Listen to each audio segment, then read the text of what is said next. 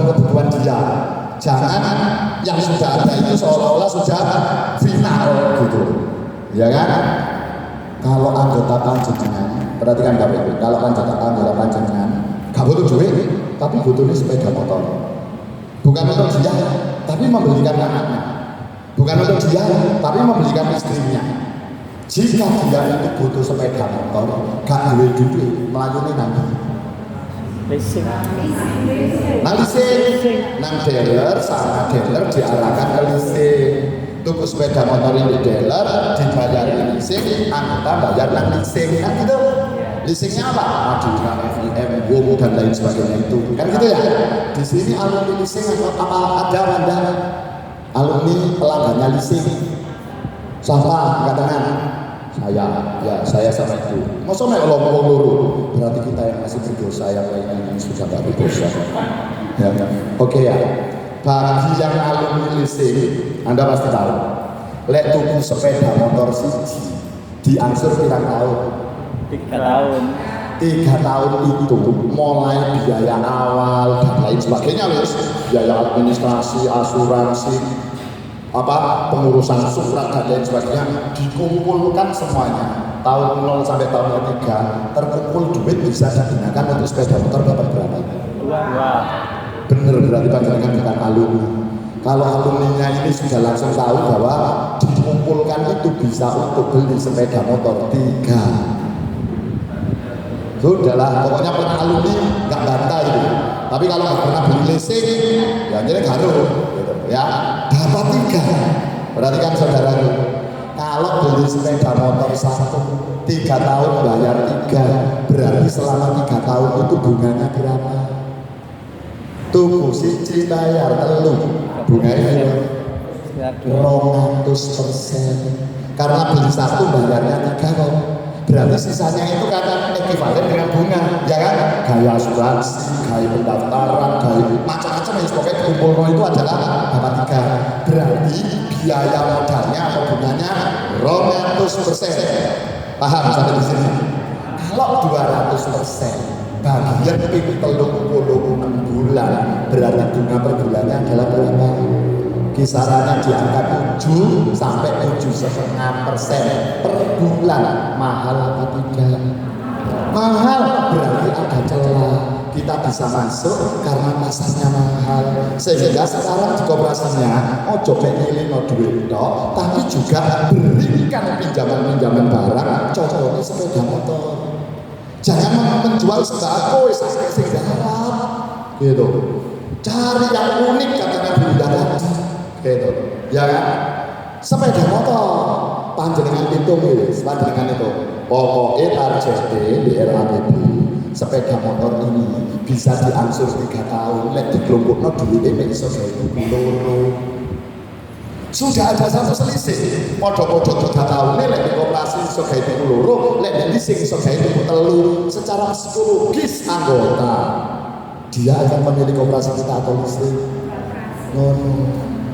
Dalam 1 bulan panjenengan bisa jual 10 sepeda motor, jamin ini sudah gitu. Jamin banget. Dan ini nanti ada anggota kita itu yang nggak memberikan kita lagi sudah, nggak memberikan dirinya anaknya istrinya enggak, tapi dia getok tulang. Lek kamu butuh sepeda motor, selama kamu bisa saya percaya lewat koperasi tulis. Jadi nanti yang memberikan pinjaman itu adalah koperasi pada saya, tapi yang dijadikan jaminan adalah BPKB sepeda motormu. Oleh luru, tapi lek leasing telu, tapi kamu kudu iso percaya. Gitu. Paham Bapak Ibu? Gitu ya. Ini adalah memasarkan produk koperasi. Bu, Bapak, kalau sekarang kita membeli sepeda motor Beat baru itu harganya berapa? 20, 19, 18. Kalau kabeh ini dodolan sepeda kabeh ini. Ayo itu berapa harganya? 18 wis, katakan 18 ya. Nah, kita adalah bisnismen koperasi. 18 itu adalah harga on the road. Karena kelantok numpaki gak pusing-pusing mikiri sembarangan. Coba panjenengan cek di Google Anda harga off the road Beat Honda. Kisarannya angkanya di situ cuma 14,5 sampai 15 juta. off the road kosongan, cuma dapat faktur. Dari faktur itu nanti kita ngurus ongkos-ongkos suratnya. Oke ya, selisihnya berapa? 3 juta. Satu bit ngurusin suratnya gak habis 1.970.000 atau berapa gitu untuk BPKB sama suratnya itu. Paham? Berarti masih ada sprint, masih ada keuntungan. Itu ya, yang bisa diperoleh oleh koperasi satu sepeda motor berapa? Koperasi sih ngurus suratnya gak ngomong wong diurusi dewi. Ada sprint 2 juta, satu sepeda motor. Kan gitu. Sampai kemudian menjadikan ini bisnis modelnya tercatat di dalam rencana jangka panjangnya, di breakdown menjadi bisnis tahunannya. Kan gitu ya.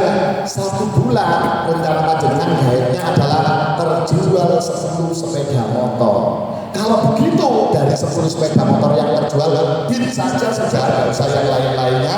Koperasi jasa pengurusan surat-suratnya dapat pendapatan berapa? 20 juta. Ojo sampai kan senang saksa. Suruh 1 orang kita datangkan sebagai pegawai untuk mengurusi pengurusan surat-surat. 1 bulan ngurusi 10 kontrak bayar 500. Wes iki fakture urusan. Kamu nggak usah datang ke koperasi. Begitu selesai delen.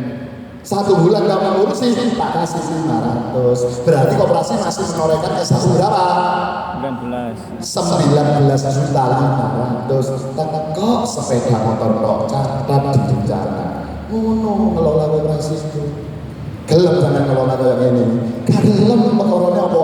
Kalau bayaran nih. Sehingga nomor 1 yang harus dibenahi dan muncul di rencana adalah apa? Merumuskan insentif pengurus dan pengawas bulan Januari mulai merumuskan itu sudah, sehingga mulai Februari, Maret dan seterusnya pengurus sama pengawasnya itu bayarannya kerjanya seneng banget, masih ya tawayai koreksi karena oleh bayaran bulan koreksinya ditinggal ngurus koperasi. Lalu sekarang Pak wayai sampean ngawasi koperasi sebagai soal guru koreksi barang ben koperasi logis itu perilaku manusia pasti kayak gitu. Orang bayaran orang tertarik, paham?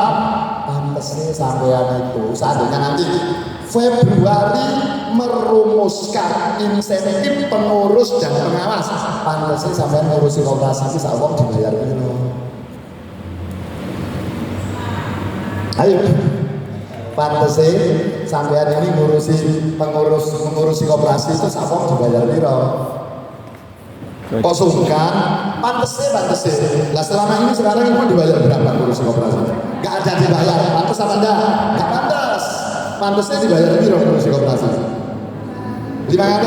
Selama memang itu dianggap pantas, jadikan itu sebagai acuan. Wes karena koperasi sekarang masih kecil, 500 saya di sini. Enggak, oleh koperasinya yang besar, baru kita nanti akan naikkan 500. Oke 500, tapi dari SH-nya akan dipotong untuk pengurus ojo 10% loh yo, dipotong piro? 20%. Selama ini ada kadang-kadang 10%. Anggaran dasar itu pengurus dapat SH berapa persen? 10. Pengawas kau sehingga logis kalau pengawas itu gak kerja karena gak ada insentif. Masuk ilmu jerul ini temenan ilmu jerul ini iki lek gak kocok keplek ngono ora kandhane temenan iki gitu ya saking ini kocok keplek tak kandhane. Oke ya baik RK maupun pertanggungjawaban Anda itu harus dapat pengesahan yang namanya anggota, sehingga kita harus menjalankan yang ini pengurus pengawas ya, nanti aja dibaca, harus menyelenggarakan rapat anggota. Tuh ketentuannya, ayo dibaca bos, baca bos. Rapat anggota 2. Kekuasaan tertinggi 3. Merupakan perwujudan prinsip 2. Pengelolaan dilakukan secara demokratis 4. Ajang musyawarah 4. Pelaksanaannya berpedoman pada aturan 6. Pencerminan penerapan prinsip transparansi. Keputusan bersifat mengikat. Hakikatnya rapat anggota menurut peraturan Menteri 19 tahun 2015 itu kayak penuh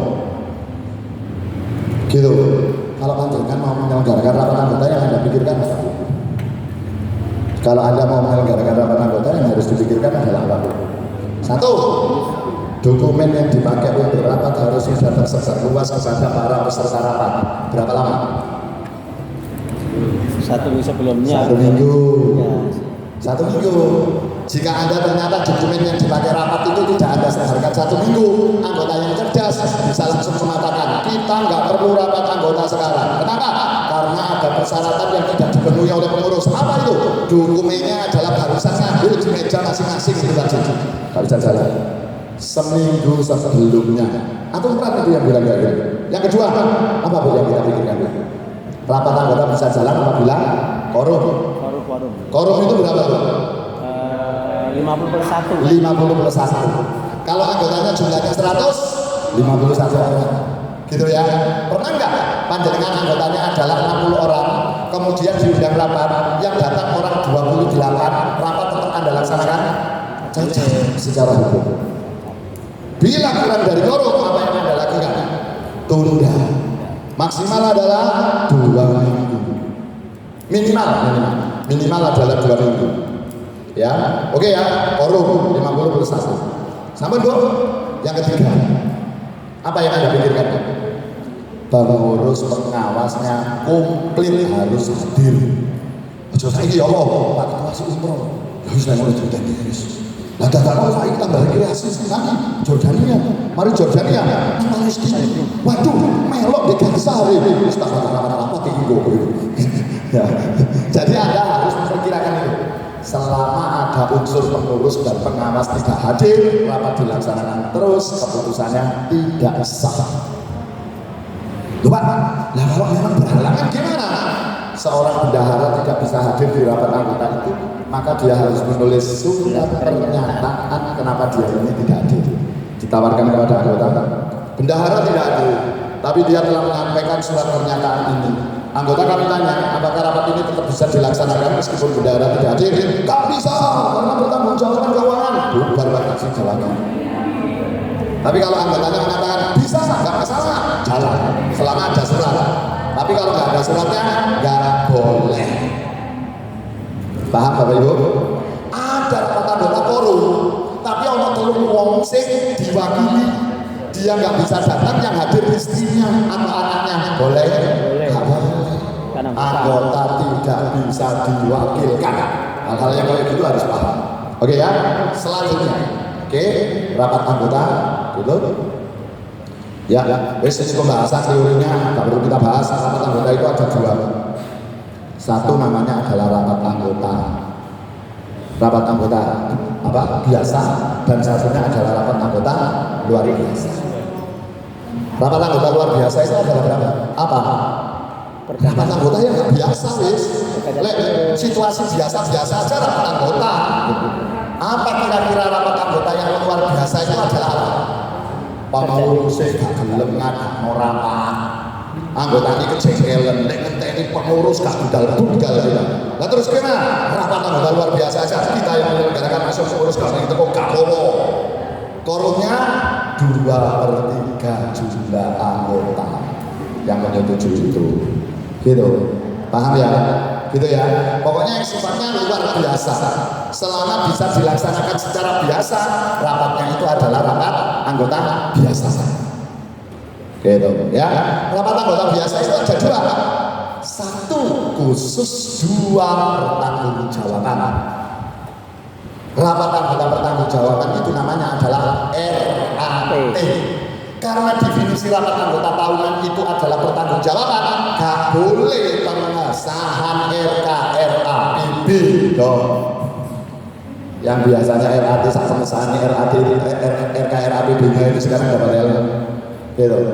Karena pengesahan RKRAPB itu bukan pertanggungjawaban gitu loh, tapi itu adalah rapat anggota khusus. Apa saja Pak khusus itu buahnya dan lain-lain itu masih yang di bawahnya gitu. Paham ya? Penunjukan akuntan boleh, mau mendatangkan modal penyertaan boleh, membahas RKRAPB dan pengesahan boleh. Itu khusus-khusus semua. Paham ya? Boleh nggak koperasi itu dalam 1 tahun menyelenggarakan rapat anggota 12 kali? Boleh. Entek tapi duit sampean entek guys. Kalau sisai kayak satu entek dari rapat tok pokoknya. Ya. Tapi yang ideal itu adalah dua. Satu RAPP, dua adalah RAT. Ada, yuk ya. Oke. Kemudian yang kita perhatikan, wes itu tadi yang saya jelaskan.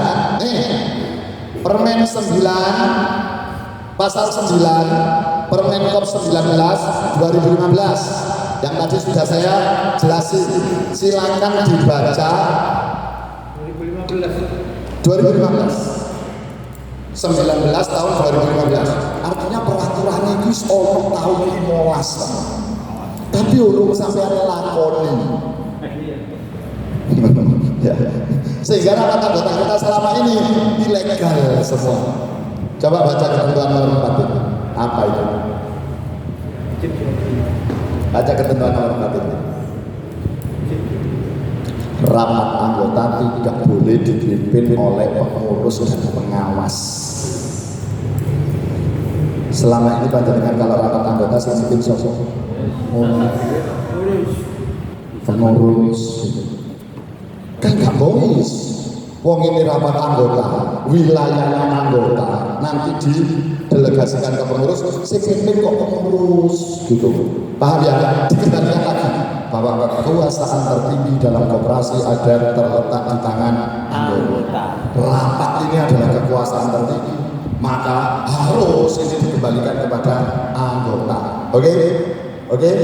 Mulai nanti 2000 Desember rapat RKRAPB sing mimpin anggota, RAT bulan Februari sing mimpin anggota. Bisa gak dadi dandanan tambah rusak. Tukaran lagi yo. Lah wong biasanya gak ngono, kemudian nanti sampe gawe ngono. Lah sampean kate kaku. Wis pokoke mulai saiki lek rapat sing mimpin anggota buyar ora tambah genah. Paham? Anda harus mulai mensosialisasikan, bikinlah aturannya sehingga nanti di tahun 2025 baru bisa dipimpin oleh anggota. Jangan sekarang malah gaduh itu nanti. Masuk ya, tapi sudah tahu aturannya. Oke ya. Yes. Pimpinan rapat itu kan harus diambil dari anggota.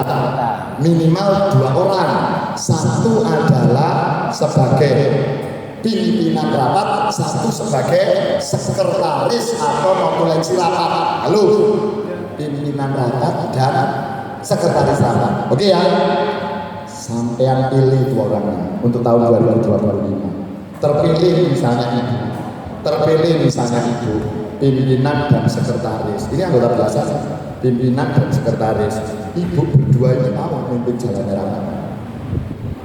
Mau apa enggak? Pikirannya ibu adalah apa? Lapo golek perkara. Tadi sak une Ya, lapo golek perkara. Sehingga panjenengan harus mikirkan apa? Aturannya supaya orang yang terpilih ini adalah mau, kan gitu ya. Maka di aturan itu, aturan tentang rapat anggota. Kemarin uji kompetensi kan salah satu tugasnya membuat peraturan khusus rapat anggota. Hal-hal yang penting-penting itu yang harusnya masuk. Oke, sekarang adalah pimpinan sidang. Syaratnya adalah A. Apa kira-kira? Supaya dia orang yang terpilih ini mampu memimpin jalannya sidang. Maka syaratnya adalah pikirkan. Pimpinan sidang. Syaratnya A. Apa? Pernah menjadi pengurus atau pengawas.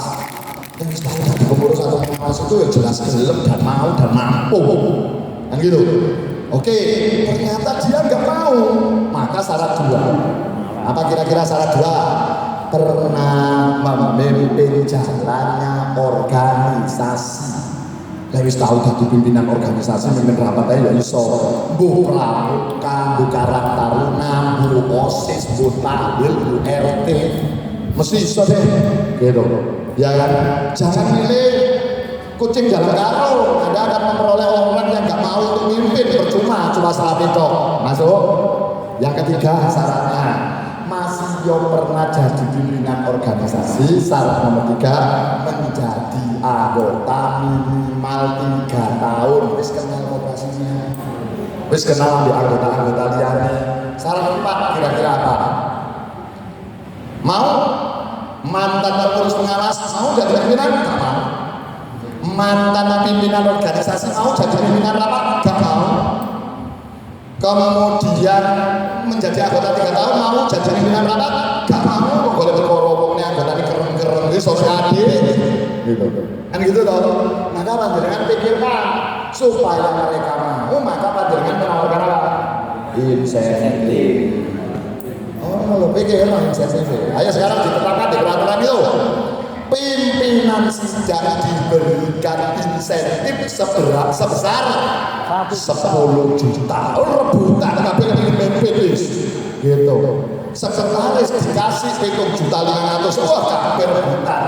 Tapi nggak sampai lamaran pimpin dan dewe. Paham yuk?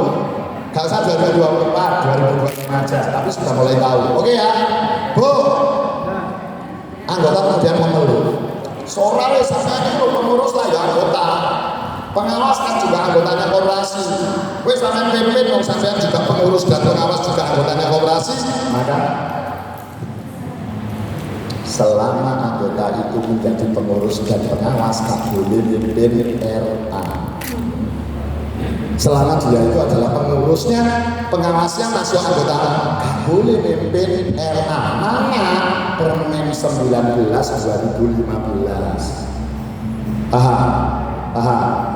Gitu ya. Maka bagaimana jalannya rapat anggota? Ya tempat jalannya rapat anggota.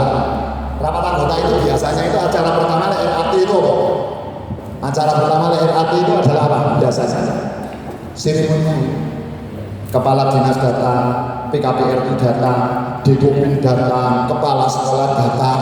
Kemudian karena acara seremonial dibuka pembukaan, membacakan susunan acara, Indonesia Raya harus koperasi sambutan. Dan gitu.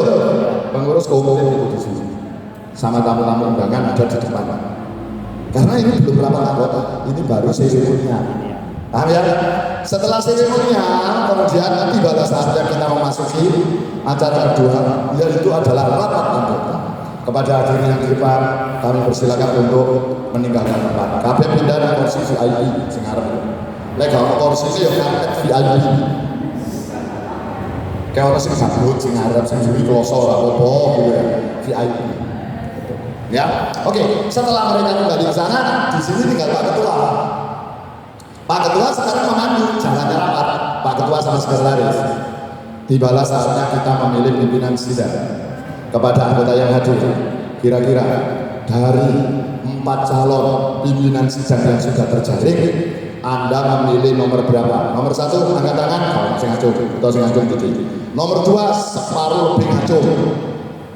Berarti nomor 2 masuk. Kita memilih sekretaris sidang. Oh, wis caranya. Paham ya? Atau karena kita musyawarah nggak ketemu, silakan dirogol di sorry kursi. Ambil kertasnya situ, silakan dicontohin mana diambilin sama sekretaris dihitung. Nomor ini dapat sekian, beres ya. Nah kemudian Pak Ketua setelah jadi selamat kepada pimpinan sidang, gitu. Kami undang untuk maju ke podium, 2 orang itu maju. Set, gitu. Kemudian pimpinan sidangnya belum disahkan ini, ketua ngomong gini. Saya serahkan secara simbolis pimpinan sidang kepada Anda untuk memandu jalannya rapat anggota. Dibuktikan dengan penyerahan simbol sidang yaitu berupa apa? Palu. Lek iso kok palu itu sing 20 kilo iki, Pak. Enak iki golek tadi. Sador. Palu diserahkan pengurus sama sekretaris, saya meninggalkan tempat, pimpinan sidang ke sana. 2 orang itu di sini. Baik anggota, kita mulai rapat anggota. Pertama kali yang akan saya bacakan adalah tata tertib sidang. Bacakan. Apakah tata tertib ini bisa disahkan? Sah. Berarti jalannya nanti kayak tata tertib. Yang kedua, kita tentukan quorum. Mohon kepada petugas penerima tamu disampaikan berapa jumlah anggota yang hadir. Quorum terpenuhi. Oke. Acara ketiga, jalannya rapat anggota. Kami undang maju ke depan, pengurus untuk duduk di sebelah kanan, pengawas untuk duduk di sebelah kiri. Maju pakai pengurus dan pengawas. Oke, baik anggota. Sekarang tiba waktunya pengurus untuk menyampaikan laporan pertanggungjawabannya. Perwakilan pengurus kami minta untuk maju ke podium. Dia kembali membacakan laporannya. Setelah selesai, apakah pengurus lain ada yang menambahkan? Tidak ada. Oke, terima kasih. Silakan duduk. Tiba pengawas untuk menyampaikan pertanggungjawabannya. Silakan kembali. Dan seterusnya. Sudah. Tibalah saatnya kita sekarang adalah apa? Tanya jawab atau apalah istilahnya. Dipersilakan kepada sebelah kiri 4 pertanyaan, sebelah kanan 4 pertanyaan. Jawab pengurus, jawab pengawas dan lain sebagainya. Setelah selesai, maka ada beberapa hal yang perlu direvisi dari pertanggungjawaban pengurus dan pengawas. Saya tanyakan kepada anggota, atas pertanggungjawaban pengurus apakah bisa diterima? Diterima dengan revisi. Diberikan waktu seminggu untuk memperbaiki laporannya dan dikirimkan kepada pimpinan sidang. Untuk pengawas sawis revisi. Selesai saya memimpin jalannya rapat, kami kembalikan forum kepada pengurus untuk melanjutkan acara rapat anggota. Bukan rapat anggotanya, tapi rangkaian acara rapat anggota. Bagi-bagian doorpress, bagi-bagian SAU, biar itu. Saya sudah selesai melaksanakan tugas, oleh sebab itu bendaranya mana? 10 juta, 7 juta ini. Gampang kan? Mengonot gitu ya, tapi memang harus piawe orang yang memimpin jalannya rapat. Gak boleh terombang-ambing. Begitu dia jadi terombang-ambing dan anggota itu ada nakal. Pimpinannya mulai galau, sikat ini biar acara. Kudu orang yang tegas. Oke, silakan. Bapak. Kalau mungkin Pak CAP itu tadi ada masa waktunya terus itu waktunya juga padat dan bisa juga ya biasanya RAT itu kalau masa baktinya adalah habis sekaligus dilanjutkan dengan pemilihan dan pelantikan pengurus terpilih kan gitu ya. Nah waktunya itu adalah setelah rapat anggota. Rapat anggotanya selesai, tibalah saatnya sekarang kita untuk melakukan pemilihan pengurus kan gitu ya kan. Nah pemilihan pengurus terpilih orangnya, maka pada saat itu juga dilakukan pelantikan. Sing lantik sosok yang pimpin tetap pimpinan sidang nggak boleh pengurus pimpinan sidang. Sing lantik siapa? Pengurus terpilih yang melantik adalah siapa? KPRI teko, kepala dinas teko. Maka yang melantik pengurus terpilih ini adalah siapa? Pemilik kekuasaan tertinggi koperasi adalah, kalau begitu orang yang dipilih untuk mewakili anggota yang melantik adalah siapa? Anggota. Diwakili oleh siapa? Pimpinan sidang. Selama ini kita sering kalau misalnya pemilihan pengurus, pelantikan sumpah dan lain sebagainya, yang melantik adalah dinas atau PKPRI atau Dikompin, itu salah. mau Pak. Kenapa? Ngakoni salah kok. Ya itu tadi karena gak baca regulasinya ya. Nanti kita sistem gitu. Oke ya. Pak kan gak voice lah, gak sopan. Loh sekarang kita rapat anggota, ketua kepala dinasnya itu loh hadir kan, gak meninggalkan tempat karena tahu ada pelantikan. Tahu-tahu di pelantikan dia itu dilewati, lah gak voice, gak punya adab kita, ya kan? Maka kita sistem yang elegan. Pimpinan sidang dimohon untuk melantik pengurus dan pengawas terpilih. Kepada pengurus dan pengawas terpilih untuk menempati tempat yang telah disediakan. Sekaligus kepada yang kami hormati, kepala dinas, kepala PKPRI untuk mendampingi pimpinan sidang dalam melakukan pelantikan ini. Berada di belakangnya, Pak. Oke. Nah setelah pelantikan kemudian salaman pimpinan sidang diikuti dengan kepala dinas PKPRI itu untuk memberikan salaman. Itu keren. Itu nanti ada dijadikan contoh. Ini loh koperasi itu. Gitu. Nah ada kasusnya di Surabaya. Koperasi rokok. Yang koperasinya itu dibunuh Rasid. Dia itu adalah yang melantik itu adalah kepala dinas koperasi provinsi. Terus pengurus ini nggak amanah. Pengurus ini nggak amanah, kemudian mau dijatuhkan sama anggotanya dengan rapat anggota luar biasa. Dia nggak mau. Sing lantik aku duduk dapurmu. Sing lantik aku pimpinan itu adalah kepala dinas. Kalau saya dilantik kepala dinas, saya mau diberhentikan oleh kepala dinas. Kepala dinasnya diberitahu, sampai disuruh menghentikan pengurus itu. Weh, saya menyalahi tupoksi saya bisa dituntut karena saya sebagai aparatur, tugasnya bukan itu. Paham? Dinas itu banyak teman-teman yang barusan rolling dari dinas yang lainnya, sehingga modelnya koperasi dia juga masih belum paham, sehingga kita arahkan bahwa kita berkoperasi secara aturannya. Dinas ini nanti jangan hormat kepada Anda, yoiki koperasi bener itu. Masuk? Silakan kalau ada pertanyaan. Monggo. Cukup? Ya monggo, silakan. Oh gak jajan. Yang belakang itu tadi mau tanya gitu ya, makanya saya persilakan mengacu. Silakan, wis asing ini ditoleh ngarepe tak tamplok kasih garis terus langsung gitu. Wis salah wae tak barang nonton ya orang ini gak janji gitu kan. Maka itu kalau ada pertanyaan ya monggo. Maka limitnya siapa lagi yang tanya ya monggo supaya yang lain. Terima kasih. Biasanya kalau di pelantikan pengurus baru kan ada berita acara pelantikan pengurus dengan kita datangani semua anggota. Kemudian yang kita gunakan untuk SK pengurus itu hanya cukup berita acara pelantikan yang ditandatangani anggota atau ada SK pengurusnya? Berita acara itu adalah berita acara untuk pemilihan dan pelantikan. Sedangkan SK adalah berupa semacam dokumen pada hari ini dan lain sebagainya gitu. Nah, itu adalah SK. Masa jabatan mulai kapan sampai kapan dan lain sebagainya itu SK. Berita acara adalah sebagai lampiran daripada SK itu. Anggota diwakili oleh Dewan Pimpinan Sidang. SK pengurus, gak boleh SK pengurus ditandatangani oleh pengurus yang masih aktif, gak boleh. Misalnya tahun ini yang masa jabatannya habis itu kan adalah bendahara, ketua kan masih belum habis. Karena di tempat sampean modelnya itu adalah gak semuanya langsung habis masa jabatannya bareng, supaya warna pengelolaannya ini tetap jalan kan gitu ya.